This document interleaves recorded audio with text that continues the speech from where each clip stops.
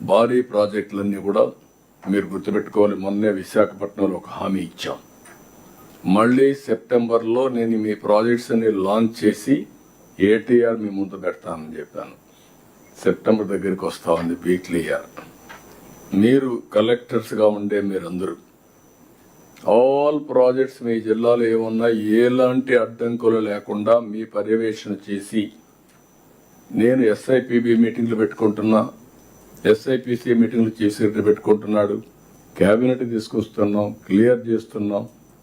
మీరు కూడా same spirit మళ్ళా రివైవ్ చేయండి. కల్చర్ ఎస్ఐపిసి మీటింగ్ మీరు కూడా పెట్టుకోవాలి, డిస్ట్రిక్ట్ ఇన్వెస్టర్స్ మీటింగ్ పెట్టుకోవాలి, అది మరి బ్యాంకర్స్ మీటింగ్ పెట్టుకోవాలి. ఆ బ్యాంకర్స్ మీటింగ్ కూడా మేము పెట్టుకోకమునిపై మీరు పెట్టుకొని మీకు కూడా పంపిస్తే మేము ఇచ్చేస్తాం. కాబట్టి ఆల్ ప్రాజెక్ట్స్ని ఎగ్జిక్యూట్ చేసే బాధ్యత, ఆన్ గ్రౌండ్ చేసే బాధ్యత మీది. దీన్ని కూడా మీరు వర్కౌట్ చేసుకోండి. మార్చ్ 23 ఆర్సెల్ఆర్ మిత్తల్ స్టీల్ ప్లాంట్ వస్తుంది, ఇనాగ్రేట్ చేస్తున్నాం. Collector should be ready and complete it. July ఆగస్టులో భోగాపురం ఎయిర్పోర్ట్ కంప్లీట్ చేస్తున్నాం, ఇనాగ్రేట్ చేస్తున్నాం. దానికి మీరు రెడీగా ఉండి ఆ రోడ్స్ ఇప్పటి నుంచే మానిటర్ చేసుకోవడం అవసరం. గూగుల్ తొందరలోనే ఫౌండేషన్ ఇస్తాం. నెల్లూరులో బీపీసీఎల్ ఇవన్నీ వస్తాయి. రాయలసీమ కడప జిల్లా కూడా ఏదైతే ప్లాంట్ స్టీల్ ప్లాంట్ లేదు అంటే పనులు ప్రారంభిస్తాం. విత్ ఇన్ 2 years 2028 మార్చికి పూర్తి చేసే విధంగా టార్గెట్ పెట్టుకున్నాం. దానికి ముందుకు పోవాల్సిన అవసరం ఉంది. ఇవి కాకుండా మిగిలిన ఈ కొప్పర్తి, ఓర్వకల్, అదే మరిగా కృష్ణపట్నం నుండి ఇది నక్కపల్లి, ఇవన్నీ కూడా ఇండస్ట్రియల్ పార్క్స్ అన్నిటికీ మీరు ఇది చేయాలి. 175 కాన్స్టిట్యున్సీలో 175 ఇండస్ట్రియల్ పార్క్స్ చెప్పాం. ఇంకా కొన్ని కాన్స్టిట్యున్సీలో కాలేదు. అవసరమైతే నానో పార్కులు కూడా మీరు ఎస్టాబ్లిష్ చేయండి, కానీ అనుకున్నట్టు మాత్రం టార్గెట్కి మీరు అబైడ్ కావాలి. తర్వాత ప్రజల్లోకి ప్రభుత్వ విధానాలు, పాపులేషన్ మేనేజ్మెంట్ పాలసీ. ఏదైనా ఒక మంచి పని ఇప్పటి నుంచే ప్రారంభించాలి. రేపు ఏదో జరిగిన తర్వాత ఇబ్బంది పడడం కాదు. దీనికోసం పాపులేషన్ మేనేజ్మెంట్ పాలసీ తీసుకున్నాం 12 పాయింట్ కింద. ఇక్కడ P4 it is a game changer. కానీ ఒక మంచి పని టేక్ ఆఫ్ కావాలంటే కొంచెం టైం పడుతుంది. అయితే మీరు పర్సూ చేయడం, ప్రజల్ని కన్విన్స్ చేయడం, ఫలితాలు చూపించగలిగితే it will have a tremendous impact in future. అందుకే మిమ్మల్ని అందరినీ కోరుతున్నాం, కంపల్సరీగా P4ని మీరు మానిటర్ చేయండి. నేను కూడా ఈ మంత్ మానిటర్ చేస్తున్నాం. నేను 3 ప్రోగ్రాంలు పెట్టుకుంటున్నాం. మీరు గుర్తుపెట్టుకోవాలి, ఎన్ని మనం కష్టపడి 2047 54 లక్షల రూపాయలు తలసరి ఆదాయం. అయితే అలాంటి సమాజంలో పేదరికం వంటి జీవన ప్రమాణాలు సరిగా లేకపోతే ఈ డబ్బులు మనం చేసేది బిలియనర్ కోసం, ట్రిలియనర్స్ కోసం కాదు. అందరికీ మెరుగైన జీవన ప్రమాణాలు రావాలి. అందుకే జీరో పావర్టీ ఫస్ట్ ప్రియారిటీ.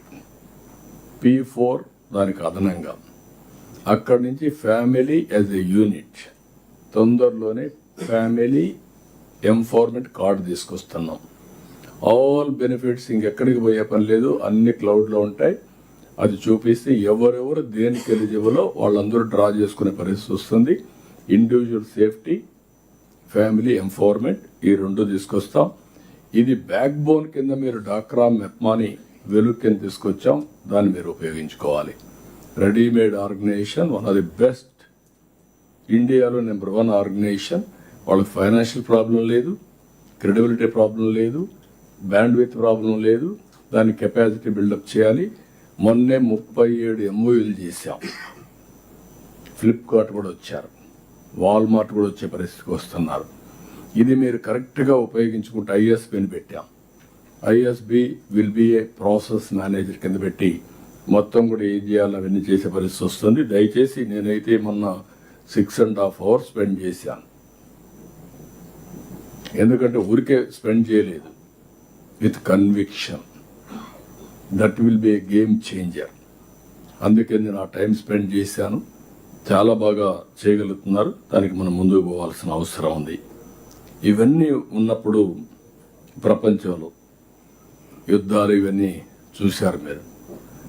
ఇలాంటి సమయంలో యుద్ధం జరుగుతూ ఉంది, మన ప్రేక్షక పాత్ర లేకుంటే మనం ఏం చేయాల్సిన అవసరం లేదని కొన్ని ఇంట్లో పడుకుంటే ఇబ్బందులు వస్తాయి. మన ప్రమేయం లేదు, డైరెక్ట్గా మనం యుద్ధంలో లేము. కానీ ఎక్కడ యుద్ధం జరిగినా దాని ఇంపాక్ట్ మన మీద కూడా ఉంటుంది. 30 ఏళ్ళకు మనం ఎన్ఆర్ఐస్ని ప్రమోట్ చేశాం. మన వాళ్ళు ప్రపంచం అంతా వెళ్ళారు, అన్ని దేశాల్లో ఉన్నారు. ఇప్పుడు దీనివల్ల మొత్తం వాళ్ళు డిజిలొకేట్ అయ్యారు. వాళ్ళని సేఫ్గా తీసుకొచ్చే బాధ్యత మనం తీసుకోవాల్సిన అవసరం ఉంది. వాళ్ళని ప్రొటెక్ట్ చేయాలి. అదే సమయంలో ఈరోజు అక్కడ దొరికితే ఇక్కడ బనానా, ఎగ్ ఇవన్నీ కూడా రేట్లు పడిపోయే పరిస్థితి వస్తున్నాయి.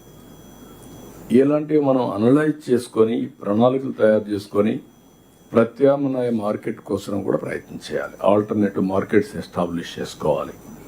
అది కూడా ఎప్పుడైతే మనం ఫోకస్ చేస్తే అప్పుడు సమస్యల పరిష్కారం అవుతాయి. ఈరోజు అగ్రికల్చర్ క్రైసిస్లో ఉందని గుర్తించి ఏదైతే రైతన్నా మీకోసం పెట్టి 5 ప్రిన్సిపల్స్తో ముందుకు పోతున్నాం. కొంతవరకు మనం కంట్రోల్ చేసుకోగలిగాం. అదే మరి హార్టికల్చర్ హబ్ పెట్టాం, 30,000 కోట్ల రూపాయలతో రాయలసీమ. అదే సమయంలో ప్రైవేట్ ఇన్వెస్ట్మెంట్ తీసుకొస్తున్నాం. ఇంకొక పక్కన ఏదైతే మిగిలిన ప్రాంతాల్లో కూడా అభివృద్ధి చేయడం కోసం government of India Purvodaya scheme కింద కూడా తీసుకొచ్చాం. కాబట్టి ఇవన్నీ కూడా మీరు గుర్తుపెట్టుకోవాల్సింది, ఏ విధంగా ముందు తీసుకుపోవడం. ఇక్కడ నా క్లారిటీ, దీని మీద అందరూ ఫోకస్ చేయాలి. దాని ఇబ్బందులు ఎక్కడున్నాయో క్షేత్రస్థాయిలో చూసి దాన్ని అధిగమించడానికి మనం ప్లాన్ చేసుకోవాల్సిన అవసరం ఉంది. Law and order top priority. 14వ పాయింట్, నో కాంప్రమైజ్. గంజాయి, డ్రగ్స్. డీజీ గారు ఇక్కడే ఉన్నారు. గంజాయి మీద కొత్తగా ఒక సూచన ఇచ్చారు. One country they have done everywhere గంజాయి తీసుకున్నప్పుడు టెస్ట్ చేయడానికి ఆటోమేటిక్గా అది పెట్టి అన్ని స్కూల్స్లో, కాలేజీల్లో, పబ్లిక్లో ఒక మ్యాసివ్ క్యాంపెయిన్ కానీ స్టార్ట్ చేసి పెట్టగలిగితే అవి ఎంత అవుతుందో చూడండి ఎక్విప్మెంట్కి. అది కానీ పెట్టగలిగితే మొత్తం కంట్రోల్ అయిపోతారు. ఇంక భయం కూడా వచ్చేస్తుంది. ఎవ్రీ స్టూడెంట్ మార్నింగ్ స్కూల్కి వస్తానే టెస్ట్ చేసి తీసుకుంటే ఇంకా రారు, లేకుంటే వచ్చినాడు మారతాడు. అది మరి పబ్లిక్లో కూడా 2 వర్కౌట్ చేయండి. దానివల్ల పెద్ద చేంజ్ అవుతుంది. అదే సమయంలో ఫైనల్గా మీరు గుర్తుపెట్టుకోవాల్సింది, మీ దగ్గర నుంచి 10.75% ఈ సంవత్సరం వచ్చాం. మన గోల్ ఈజ్ 15%. కేపీఐస్ అన్ని అప్డేట్ చేస్తున్నాం. వనరులు వీలైనంత వరకు కన్స్ట్రెంట్స్ ఉన్న ప్రొవైడ్ చేస్తున్నాం. All KPIs, agriculture, allied, industry, service sector, పెద్ద ఎత్తున టూరిజానికి కూడా పోతున్నాం. ఇప్పుడు మీరందరూ కూడా దీన్ని ఈ సంవత్సరం 17,62,357 కోట్లు అంచనా వేసుకున్నాం. నెక్స్ట్ ఇయర్కి 20,35,924 కోట్లు చేరాలని లక్ష్యంగా పెట్టుకున్నాం. 15.53 గ్రోత్ రేటు పెట్టుకున్నాం. కేపీఐస్ అన్నీ కూడా మీకు ఇచ్చాం. ఏ మంత్లో ఎవరెవరు ఎంటర్ కావాలి, కాన్స్టిట్యున్సీ లెవెల్, మండల్ లెవెల్, జిల్లా లెవెల్, స్టేట్ లెవెల్ అవన్నీ కూడా పెట్టాం. దీన్ని జిల్లా కలెక్టర్లు ప్రతి నెల district vision action plan units పనితీరు ఇది చేయడం, కరెక్టివ్ మెజర్స్ ఉంటే కరెక్టివ్ మెజర్స్ తీసుకోవడం, ఇవన్నీ కూడా మీరు చేయాల్సిన అవసరం ఉంది. అవి కూడా మన వాళ్ళు ఎక్స్ప్లెయిన్ చేస్తారు, మీరు ఫాలో అవుతున్నారు. అది చూసిన తర్వాత ఆటోమేటిక్గా జిఎస్టిపి క్యాలిక్యులేషన్ రావాలి. గవర్నమెంట్ ఆఫ్ ఇండియా 2011-12 సీరియస్ని 2022-23 సీరియస్ కింద మార్పు తీసుకొస్తున్నారు. అది కూడా ఎక్స్ప్లెయిన్ చేస్తాం. దానికి కూడా మనం ప్రిపేర్ కావాల్సిన అవసరం ఉంది.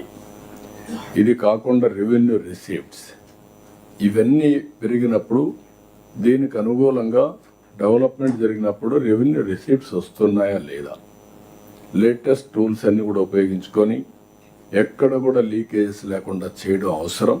దానికి కూడా నాంది పలకాల్సిన కోరుతూ, ఇది కాకుండా హెల్త్లో కూడా మీరు ఎడ్యుకేషన్, ఎడ్యుకేషన్ సెక్రటరీస్ గుర్తుపెట్టుకోవాల్సిన స్కిల్ డెవలప్మెంట్, స్కిల్ అప్గ్రేడేషన్. ఇంకొక పక్కన 7 MOUలు చేశాం. ఏదైతే AI మాడ్యూల్స్ అన్ని కూడా వచ్చారు. ఇప్పుడు IBM 1 million పీపుల్కి ట్రైన్ చేస్తూ ఉంటున్నారు. అలాంటివన్నీ కూడా తీసుకున్నాం. వైజర్ ఇంకా చాలా కంపెనీస్ వచ్చాయి. అవన్నీ కూడా తీసుకొని ఇప్పటి నుంచే టోటల్ ఎడ్యుకేషన్ స్ట్రీమ్ లైన్ చేయడమే కాకుండా నెక్స్ట్ లెవెల్ ఫ్యూచరిస్టిక్ ఎడ్యుకేషన్కి ఫౌండేషన్ వేసే పరిస్థితి రావాలి. With this is the direction I want to set in now. కాబట్టి ఈరోజు రేపు మీరంతా కూడా అప్డేట్ చేసుకొని, నేను చెప్పిన పాయింట్లు అన్ని జిల్లాలకు వర్తిస్తాయి. కొన్ని జిల్లాలు ఎక్కువ ఉంటాయి, కొన్ని జిల్లాలు తక్కువ ఉంటాయి. But district collectors, planning board ministers, concern head of the departments, ఇక్కడ వస్తే మంత్రులు ప్లస్ సెక్రటరీస్ అందరూ రెస్పాన్సిబిలిటీ తీసుకుంటే ముందుకు పోయే అవకాశం వస్తుంది. కాబట్టి దయచేసి అందరూ ఫోకస్ చేయాల్సిందిగా మరొకసారి కోరుకుంటూ అందరికి నమస్కారాలు. థ్యాంక్ యూ అన్నా.